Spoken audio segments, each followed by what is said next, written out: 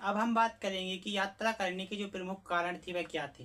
तो यात्रा यात्रा जो करते थे ना समय, उसके क्या कारण हुआ करते। तो यात्रा करने के सबसे पहले कार्य की तलाश में, कार्य की तलाश में जो पहला कारण हो गया कि यात्रा करने का जो पहला कारण है कार्य की तलाश में। अगर हम में कोई कार्य करना तो एक जगह से दूसरी जगह जाते हैं तो कुछ कार्य को करने के लिए, तो ये भी एक यात्रा का कारण बनता है। जैसे हम दूसरी जगह कोई यात्रा कार्य करने जाए, काम करने जाए, तो वो भी एक यात्रा के अंतर्गत ही आता है।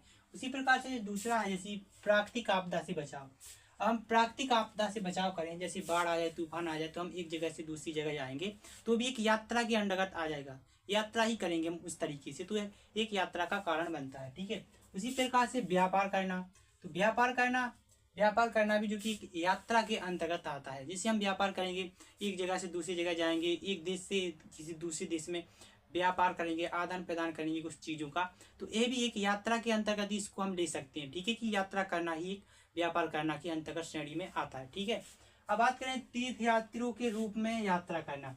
अब तीर्थयात्रियों की जगह जैसे मतलब एक क्षेत्र हो गया, मंदिर हो गया, तो वहां से दूसरी जगह जाना, मंदिर पे घूमना, दर्शन करना भगवान के, तो ये भी एक यात्रा हुई। मतलब तीर्थयात्री के रूप में यात्रा करना, ये भी एक यात्रा के अंतर्गत देखा जा सकता है। ठीक है।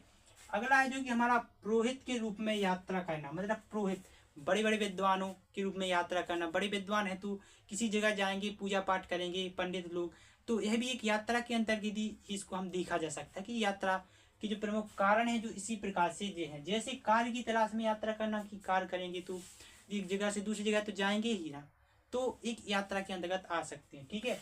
प्राकृतिक आपदा से बचाव, बाढ़ तूफान आ गया तो यात्रा तो हम एक जगह से दूसरी जगह जाएंगे तो वो यात्रा के अंतर्गत इसको हम ले सकते हैं। ठीक है। इसी प्रकार से व्यापार करना, तो हम व्यापार करेंगे तो एक जगह से दूसरी जगह जाएंगे, एक क्षेत्र से दूसरे क्षेत्र जाएंगे, देश के दूसरे देश में जाएंगे, तो भी इसको हम यात्रा के अंतर्गत ले सकते हैं। ठीक है।